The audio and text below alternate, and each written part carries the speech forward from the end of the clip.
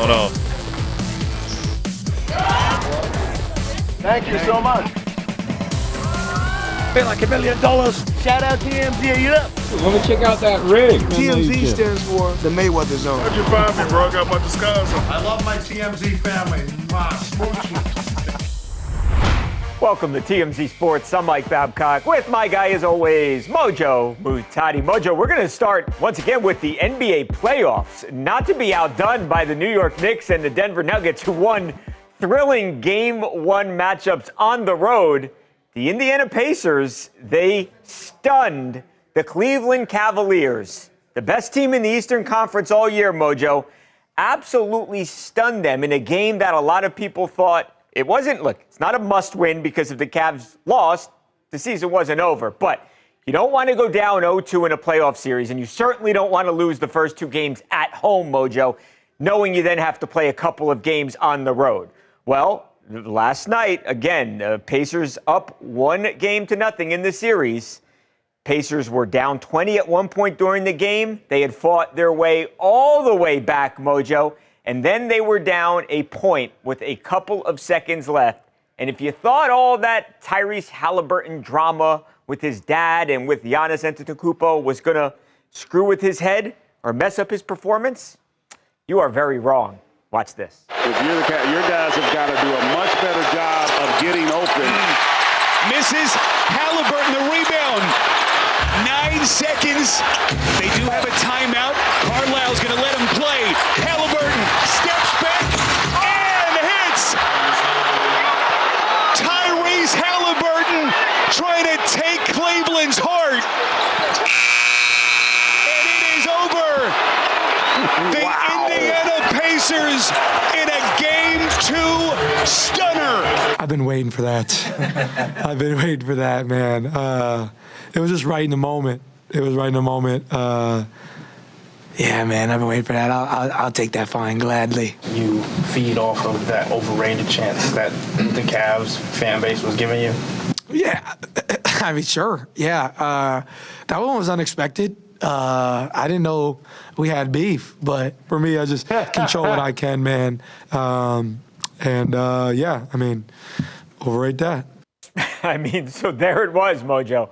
What a massive shot. And now the Cavs are in a serious hole. And this is a team that had designs on winning a championship this year, not losing in the second round to the Pacers. That one was unexpected, he said. I love the honesty. That was hilarious. Gosh, it's got to feel good to be him right now. What a run that this guy's had. Game winner to put the team up 2-0, going home. Yeah, brother, they are in the driver's seat right now. I mean, honestly, I feel like Mr. Haliburton should pick a fight with somebody every series. I think that is what we're using as the momentum swing right now. The fact that he also kind of stood against his dad publicly. I mean, obviously, we already talked about this one, but it's kind of endearing, to see somebody admit when a family member may have been in the wrong. You can only imagine, Mojo, how great it must feel for these players. It reminds me of Jalen Brunson's shot the other day in the first round and the way the crowd was chanting all of the cuss words at him and then to just drill that deep three, much like Tyrese Haliburton did last night. Maybe the fans in Cleveland want to keep it quiet. Don't taunt this guy anymore. I don't think he's overrated. He's one of the best young players in the league. Now the Cavs are getting about as close as you can get, Mojo, to a must-win game in Game 3. They're on the road. They need a win bad.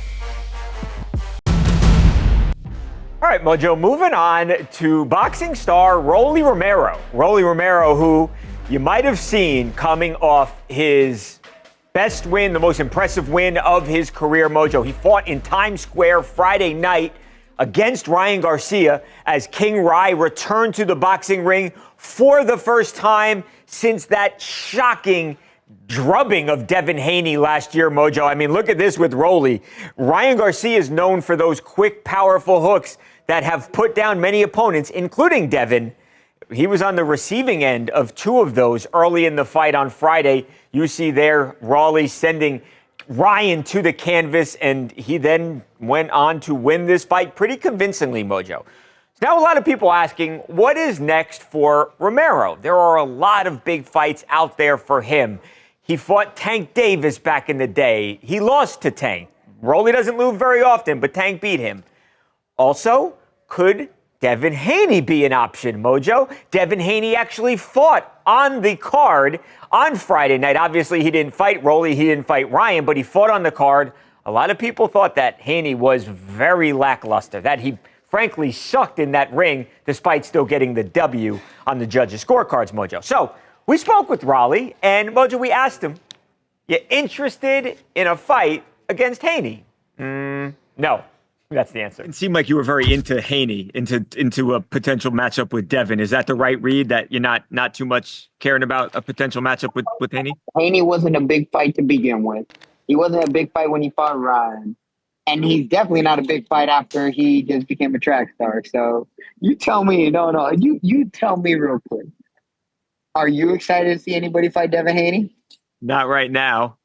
Devin Haney had one exciting fight, and that was when he got his ass beat by Ryan Garcia. Is he broken? Is something off? You know, as a father, right? As his father, I just felt like he needed a hug in that moment. I feel like he's been shattered, and he just, it takes a while to come back from that. And I feel like he just needs love again. Mojo, Devin Haney, he's got one loss in his career. He's still a guy in his 20s, but I think you've got to look at him and realize that he, for years, was considered the best of the young prospects, a guy that could not lose.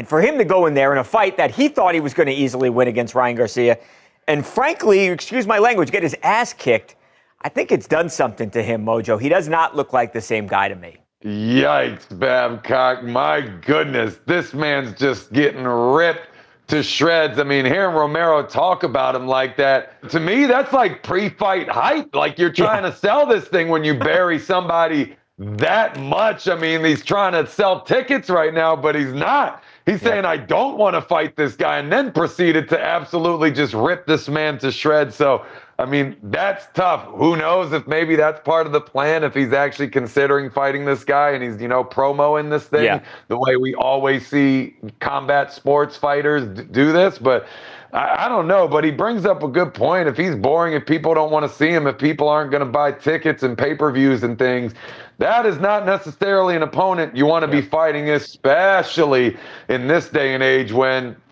often the biggest draws are the social media fighters and celebrity fighters that have nothing to do with the sport. I mean, obviously that's how marketing is going in these things. So that's a tough one, man. Again, if it's not a great matchup, if no one wants to see it and it's going to be boring, why even risk putting your name on the line? Even with the win, you might come out very scathed after this one, and you're not the same guy, or at least the same box office draw. So, I mean, hey, I understand where he's coming from. That's why you have to be so selective when you're going about these things. It's not like we're looking at a playoff bracket where you got no say in who you're taking on. So, I get it, man. But my goodness, talk about kicking a guy while he's down. Coming up, police footage from Justin Blackman's arrest last month in Stillwater. Wait until you hear what the conversation was about between the former Oklahoma State wideout and the police officer. Stay with us.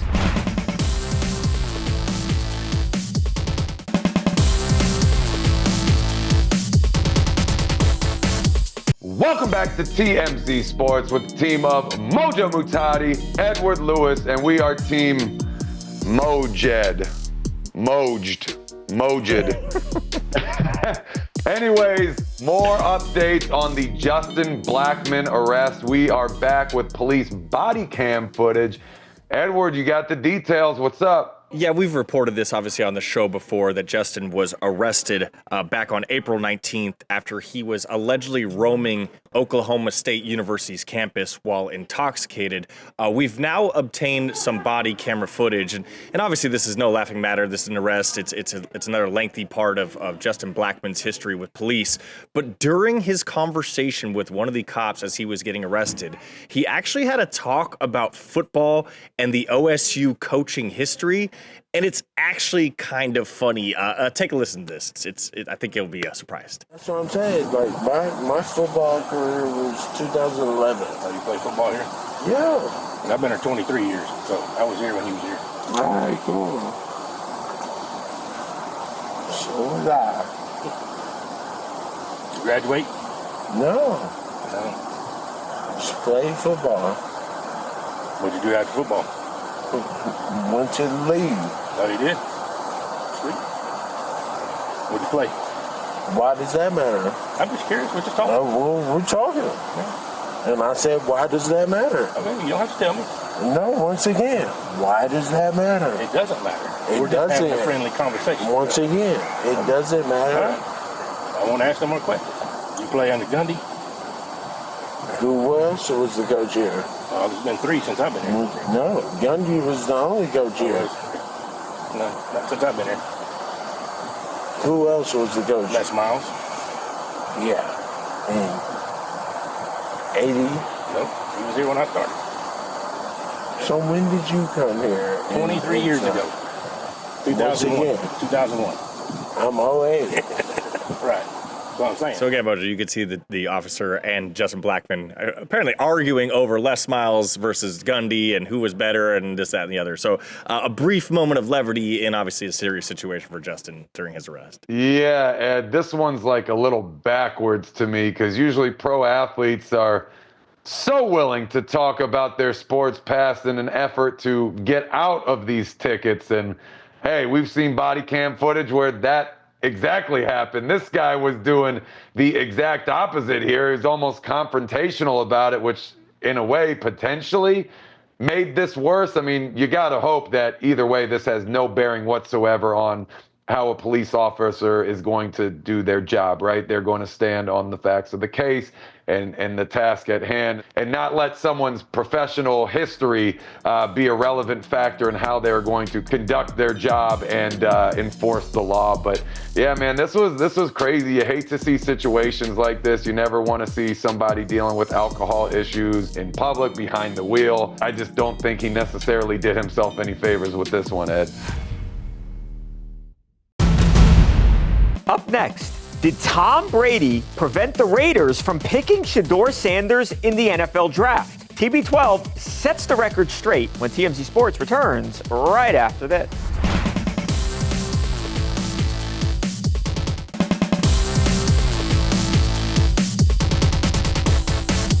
Welcome back to TMZ Sports. Here are your hosts, Mojo Muhtadi, Edward Lewis, and we are Team Mojed. Guys, Shedeur Sanders, the absolute talk of the NFL draft. We have heard everybody weigh in on this thing, but now it's time to hear the thoughts of the GOAT himself, Tom Brady. Edward Lewis, you got the details. What's up? Yeah, Mr. Brady was on Impulsive, Logan Paul's podcast this week. And of course, as a former 6th-round pick number 199 overall, they had to ask him about Shedeur and him being number 144 overall in the 5th round. And Brady said he didn't necessarily have any say in where the Raiders or whether the Raiders would take him or not, but he did at least have some advice for Shedeur. Take a listen. I wouldn't have part of any evaluation process or to Skip Bayless says otherwise. No. Well, everyone's got that's the problem with media is everyone can just say whatever they want and get away with it. Crazy. It's kind of unfortunate because there actually used to be a lot of integrity in media. Nobody knows. And I actually texted Shedeur because I know him very well.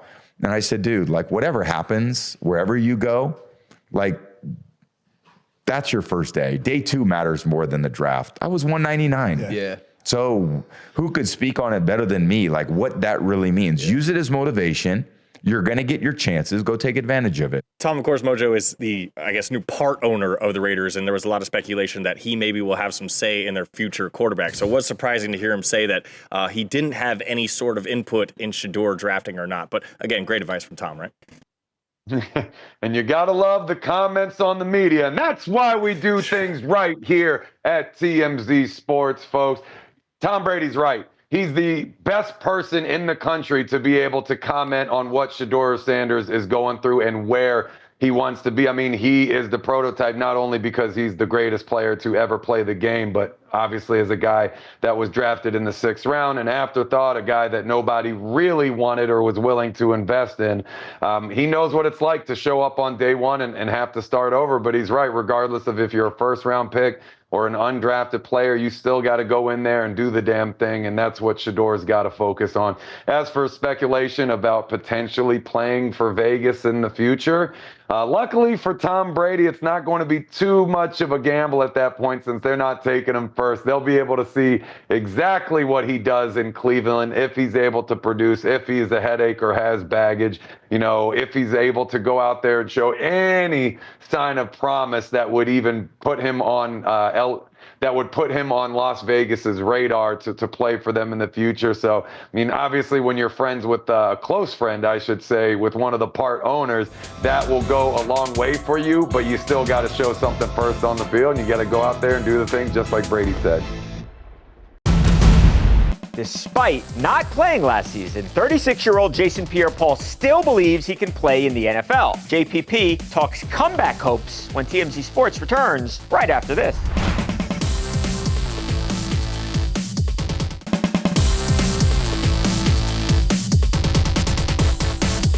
Welcome back to TMZ Sports. Mike and Mojo. Mojo, we talked the other day about Jason Pierre-Paul, of course, the 2-time Super Bowl winning pass rusher extraordinaire.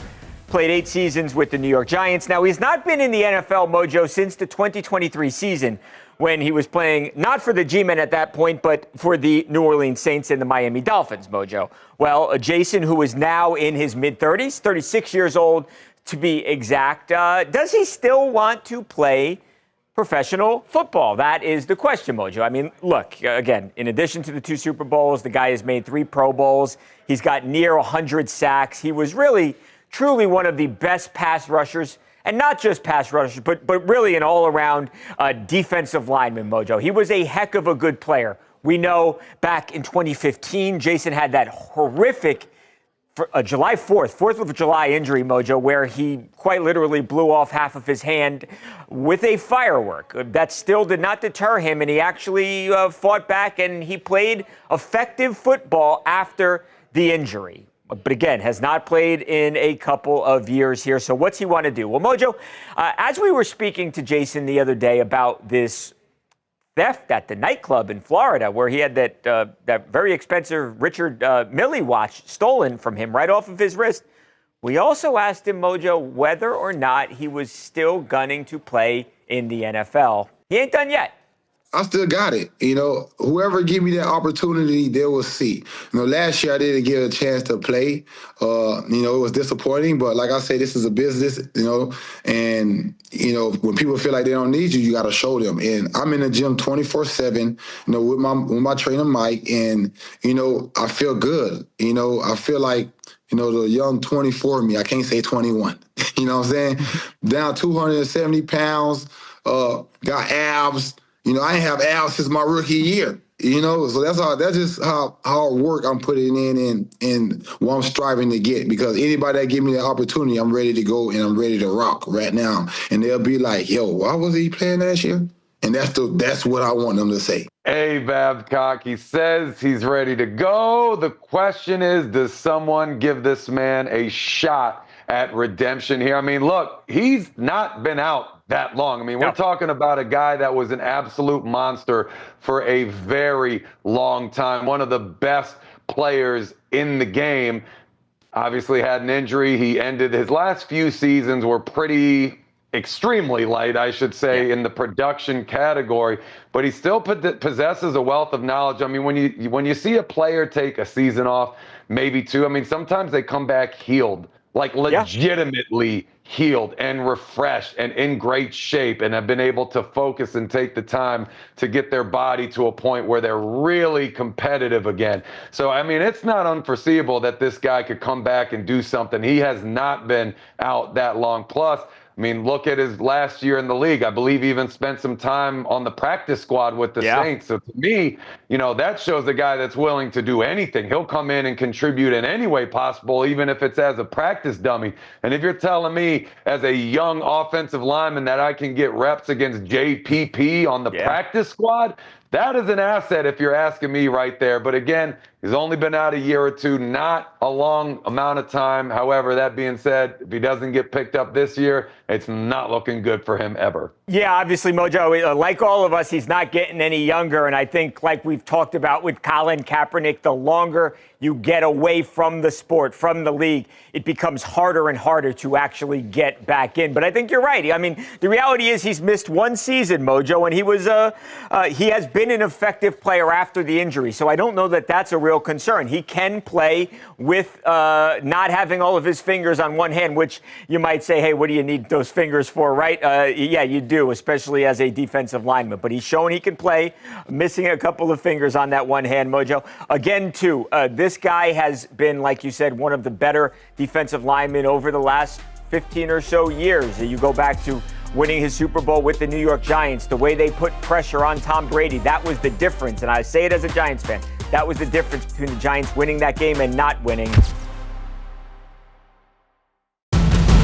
And Mojo, I know I missed the last segment when you and Edward. I just want to say this before I burst. There's no way that Tom Brady, who owns the team and is the greatest quarterback of all time, there is no way that he had no say in Shedeur Sanders. If Tom Brady liked Shedeur Sanders and thought he was going to be a great quarterback, he would have went to everybody else in the Raiders organization and said, draft this guy. And you know what they would have done? They would have drafted Shedeur Sanders without question. If you don't believe that, I got a bridge to sell you. Okay, I needed to get that out because I would have burst. Mojo, we are out of time officially.